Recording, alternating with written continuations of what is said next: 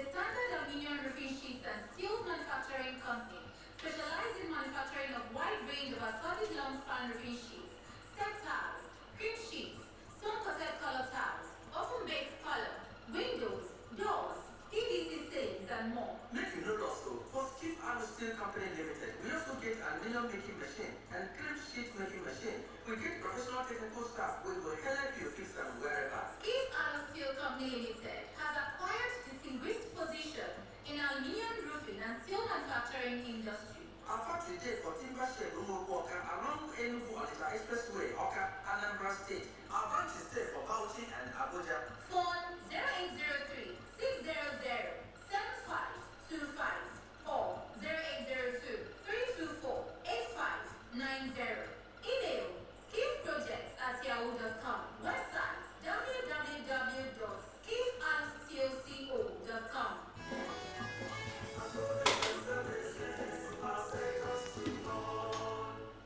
Ọ dị mma ka nkene ụlọ ọrụ a Skif Alụ Steel Limited na-akwado m na redio n'oge Umibe.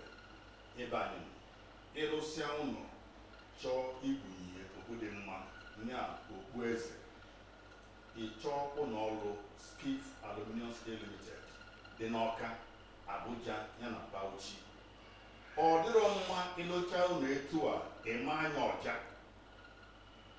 ụmụ ya na-akpọ ịma ọja eji akwụ nwa na mgbe gboo ọja ịma ịlụcha ụlọ ịma anya ọja dịrọ mma chọọ ụlọ ọrụ dị mma chọọ ụlọ ọrụ Skif Alụsị Limited ka gị na-ata ata ka ụlọ gị yie ike kwesịrị ka oyiye ọ dị mma ka m bịaghachi azụ n'okwu anyị n'ọnụ gịnị ka ọ bụ akụruo ụlọ ka m bịa n'eke nọ onye isi High Chief Engineer Chinedu Ọnwasọ a sị m ka m jụọ ọwụ gịnị bụ akụruo ụlọ a na-eti mkpu ya n'ebe dị iche iche ma na ala anyị obodo anyị bụ South East gịnị bụ akụruo ụlọ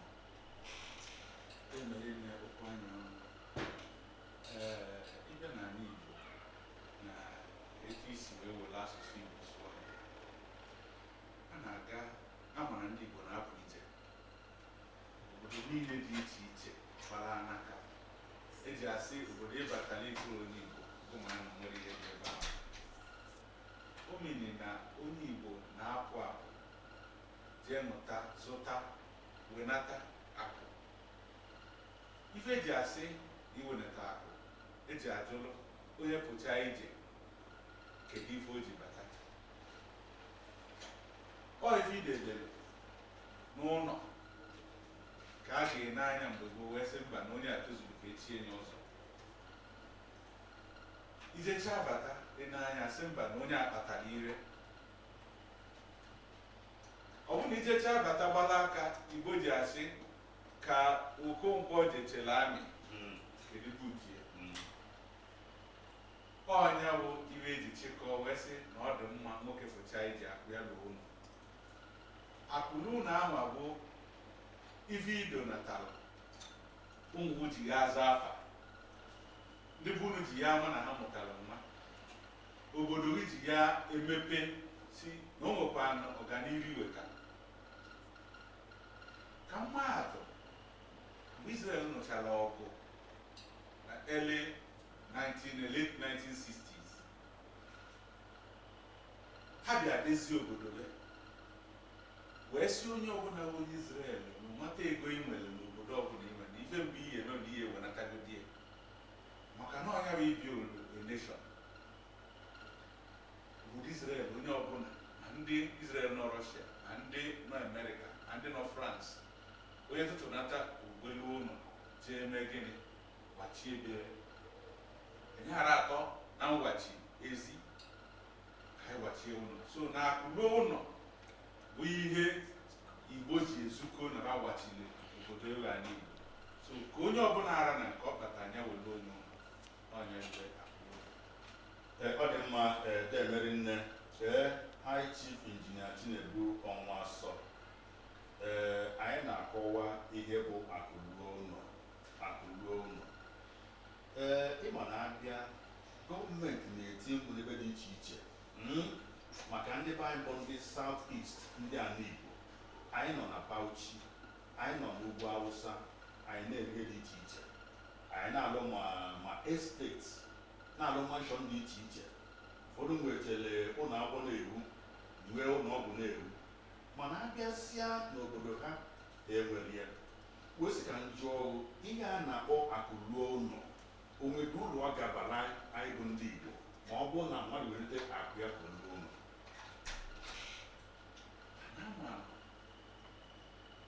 inene na Lagos iwe alụgasị na Lagos ma kọmpanị ma ndị obere ma ndị nnukwu a na-eto ọnụ sị na ọkara bụ nke ndị Igbo ma ọ na ọ karịrị ọkara ma ụlọ ma steeti kedu ihe ọ na-eweta mmeri na Lagos ọ na-eme obodo achafu nka a sị n'aka mere ọgbụgba ọbụla ụlọ ebe a na-atụ n'ihu na n'ihu kedu ibe mmiri na ebe dị ka mmadụ ama nọ nwunye ya na-aka ga-ekochiri di edechiri di wee wụrụ ụlọ ebe dị ka ime ọbịa ebe dị ka swamp aka ya agbachiri di wee wụrụ ụlọ ọbụla akụ ka a na-enyi n'ewu bụrụ mmepe ka a na-eweta ebe ahụ ndị be anyị ji eje agbachiri osimiri na Lagos so ọ ga-eweta ọganihu, ọ ga-edezi obodo, ọ ga-achaka iru obodo, ọ ga-eme onye ọbụla si mpaghara ụwa niile na-ene anya n'obodo ọ sị mba na enwekwa mmeghe nka na ndị a maara ife, and onye ọbụla na-ala ya ka ya na onye maara ife na-emekọ. O ji adụ ndị ọcha chọọ ịkọ anyị ọnụ gajee n'imirikiti ime ọrịa nka agụụdụ eji a na-akpọ slọm wofutie chere n'iru CNN izuzuko n'obodo enwekwire ramal. So nwere ya like a na-eche iru bebe ka asịnọ slums, nwere ya like ifutara ele ọkadụ so nke a eje chepụtawo ndagwurugwu onyinye ọnwụ nke ọkpa anara aba ọ bụrụ mgbe ezi kwulichara akwuli eje na-esete ma mmiri zoo nke idedo onye na-acha ụwa niile n'ihu. So ọ ga-enye aka iwelite afọ obodo, and ọ ewelite afọ obodo ndị nọ nwere ume wee na-asị mba na ebe ọganihu dị ka ha jekwe n'usoro pateki nwekwere na-ala ka iwu ya iwe nke nwere ọganihu debe ọ dị mma.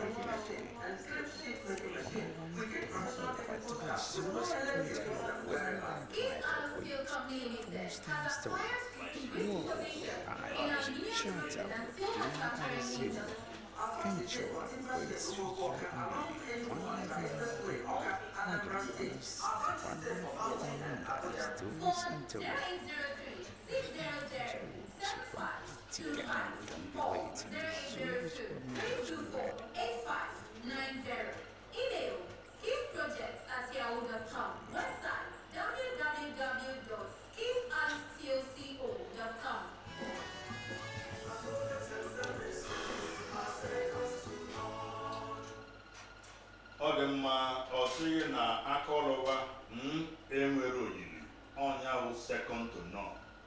O nwere oyiri ịlụcha ụlọ ya gị na ha atụ alụ ụlọ ga-anụ gbọmgbọm ya bụ gbọmgbọm ọrụ ọhụrụ ịmasị n'ụlọ ịlụrụ ọhụụ ọja ịmasị n'ihe ọja ma eji akwụkwọ unere wee mee nye ka ọ dị ka ụlọ ikwi ma ụlọ onye kwuru wa chọọ ụlọ ọrụ skifalụ site limited ka gị na-akpa anya akpa ala rute akpakọ ọnụ wee lee nwa ọkụ ọ na-agbakwa n'ala ọ dị mma.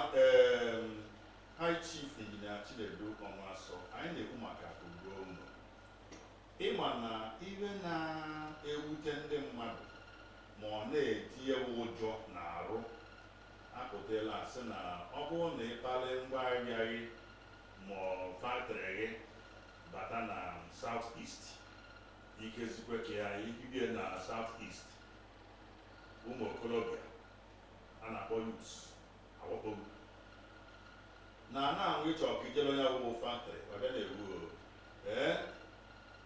sị na ị ga-akwụ ụgwọ ndị youth akarịa youth A, youth B, youth C, youth D a na-akwụ ụgwọ agalaghara o mezie ndị mma na-enwezi nya mago obi ju oyi ịbịa na South East wee ibe indọstrị ha dịka a na-ekwu okwu akụrụ ọnwụ nwesi ka njụọ ọgwụ kedu alụ a ga-atụ maka a na-ajụ mmadụ si ya mmabeghị n'aka ọsị ọdụ nke ị na-ewe ebe mma n'aka ọsị na ya na-ebi ọgwụ na ya na-ebikwa n'ụgwụ mmabe ya n'aka ya ka anyị chetara jụọ kedu ka esi ga-apụ onye ụwa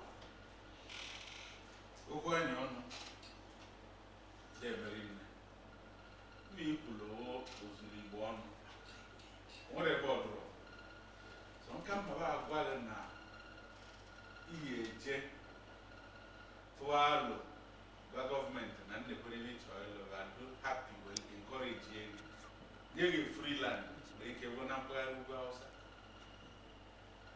mana ebe ọbụla ịtụrụ ọkpa na southern Nigeria ma sị na ebe ọdụ ka na onwere mkparị nne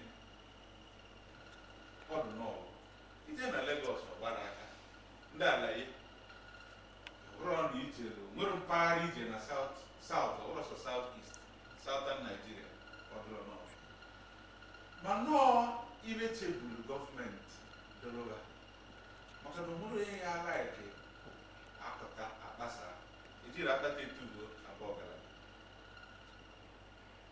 ịbịa aba na south east anyị ka m were Anambra ma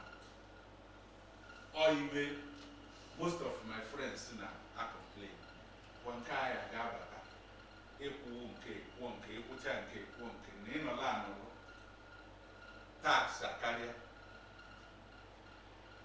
iwe gọọmenti ya enye anya nye leverages maka the more companies bata the more income will come to the government. Ọrịa mana ihe azụ eji ka ịkụtacha atacha wee wudo wee jide efiu na parabọdụ ndọba n'isi ọ ga-esike ewe ndị ọzọ ịbata nke bụ ọhụrụ okwu a na-erikebere nne bụ eziokwu mana na mpaghara ụwa dị iche iche ihe a na-eme abịa enwe what we call a circle of industrial areas mapped out specifically in here industrial areas, industrial cluster where na-asị ebe ahụ agricultural zone gọọmenti ewee policy devie na nobody should build or we just state that side because afugo how the terrain dey one ebe ya na-eyi easy or the close to water you can do irrigation and all those things. Every industry ama na-enwe good drainage or the accessible where road networks where what we call ihe na to power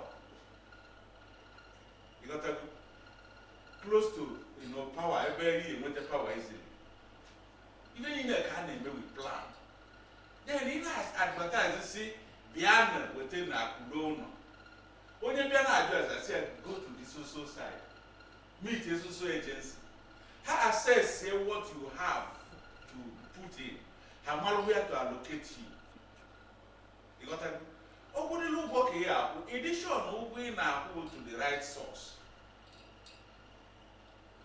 ịmana na enwere access to source of power which will be easy for you. Opulu can get a lot of things. Come to Anambra. In a same money will take a company. Okwakuchaba, Kochogodina, Koya, Rioria, the web ban issue, you do good. Ijegovi, Ijegovian, Ijegovi, which I won't be a Gungonabo, Mongonato. You went on to Ruzoya over the battalion, my raw material. Depending on the DV choice, each other's source of electricity more power. We were actually now. You were one year Biala, na Abuja, more na Kano. Nearly that opportunity. We tell you, Nkokodo, and I don't look easy to get.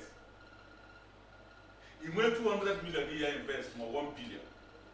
If we need change, my proof to move give it to the agent can do easier. A job it one. So no I do can a be a corona. She malo policies to make it easier ụfọdụ na-aga gọọmenti na meji ọ bụrụ ibe eji ama aka ihe abụrụ bịa lụọ ka ahụ esiri etu ahụ ya encourage industrialization ma ọ sị mmadụ were akụ ya ịbịa bịa lụọ onye nna alụ nke alụọ nke ọ na ya alụ bịakwa ụlọ ka ahụ ọ dịka ihe eji etu ọnụ mba a na-enwe even zone for micro industries before akụwe macro small and medium enterprise. All these zones will be mapped out.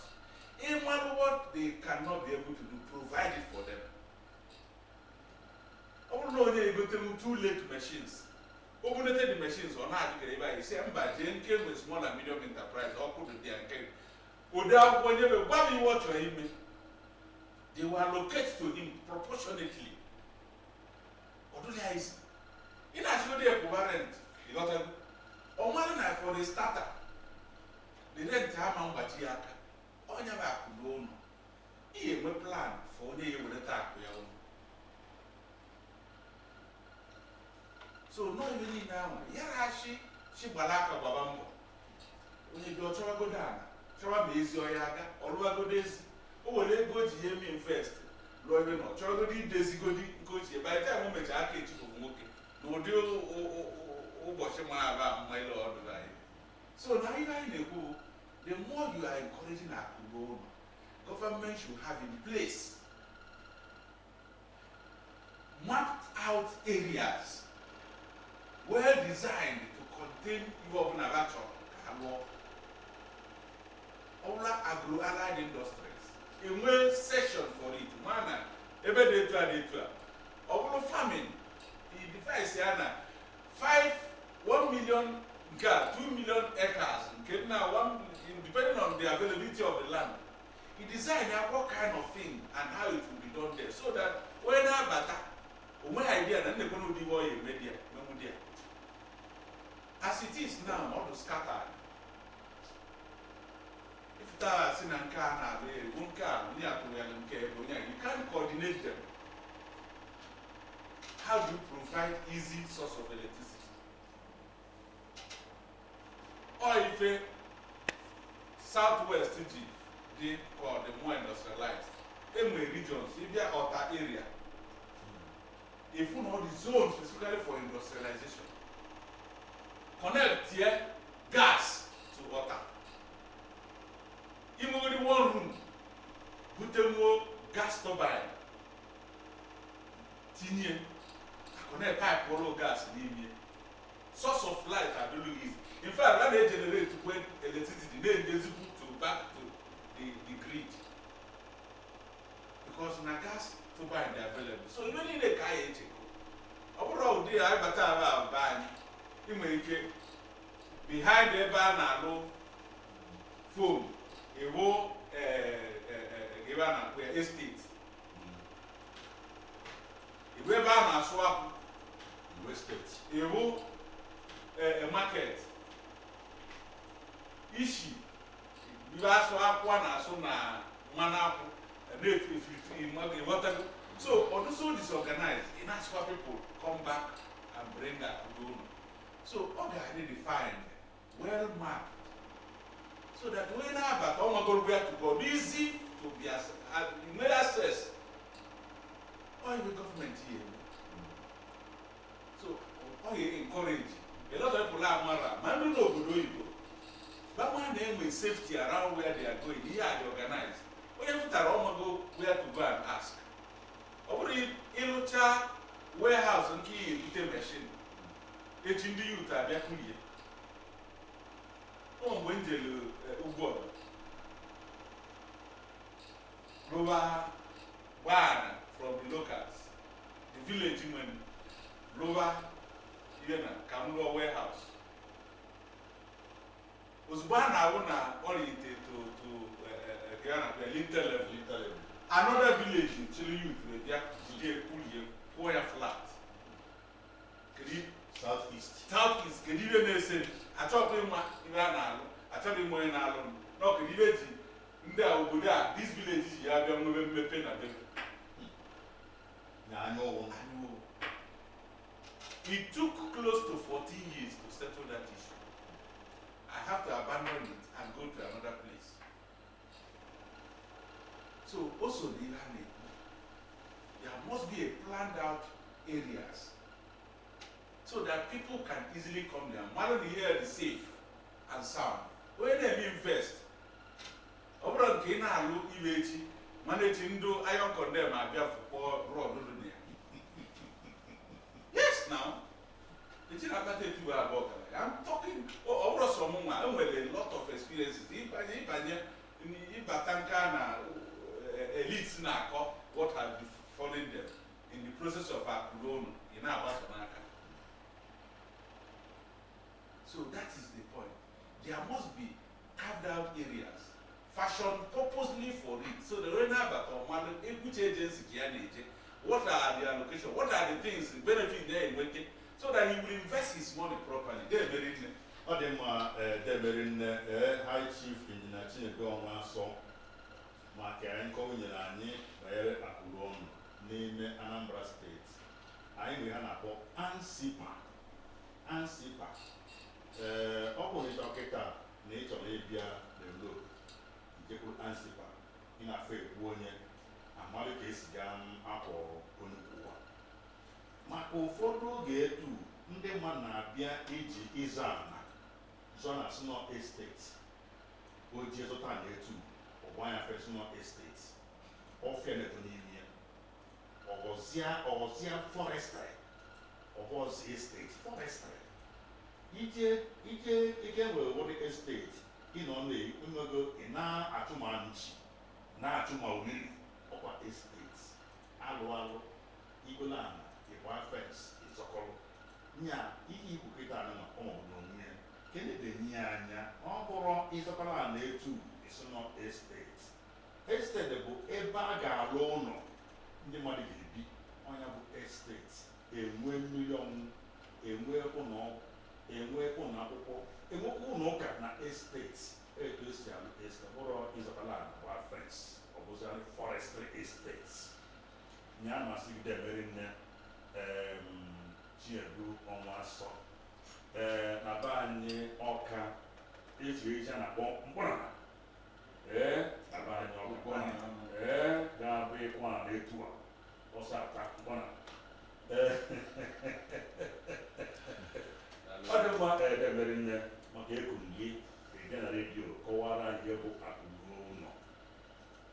N'izu ụka ọzọ ị na-ege oge Umibe dịka na-amụta ihe o nwere ndị ga-abịa n'izu ụka ọzọ kọwara igosi ka ịmata n'oge dịka oge a inwe dị na maka ndị otu ahụ nke ndị ha bụ ha bịa n'izu ụka ọzọ ịghọta ndị ha bụ na redio n'oge Umibe. Abụrụ nwafọ unu abụ Chimọzọ na-asị gị bụrụ ozi a menyewu aba dịka one pọtụrụ ka ọ dị.